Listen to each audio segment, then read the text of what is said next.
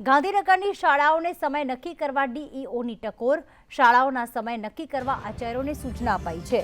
કેટલીક શાળાઓ માત્ર 15 જ મિનિટની રિસેસ આપતી હતી.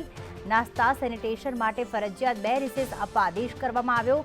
નાની રિસેસ 10 મિનિટ, મોટી રિસેસ 40 મિનિટની રાખવા માટે સૂચના. ગાંધીનગરની શાળાઓને સમય નક્કી કરવા ડીઈઓએ ટકોર કરી છે. માધ્યમિક અને ઉચ્ચતર માધ્યમિક શાળાઓમાં સમય નક્કી કરવા આચાર્યોને સૂચના આપવામાં આવી. જયંતિ ચૌધરી અમારી સાથે જોડાઈ ગયા છે. જયંતિ, અત્યાર સુધી અલગ અલગ સ્કૂલોમાં 15 મિનિટની રિસેસ આપવામાં આવે છે, જેનાથી બાળકોનો નાસ્તો કરી શકે અને સેનિટેશન માટે જઈ શકે. ત્યારે ડીઈઓએ શું સૂચના આપી છે?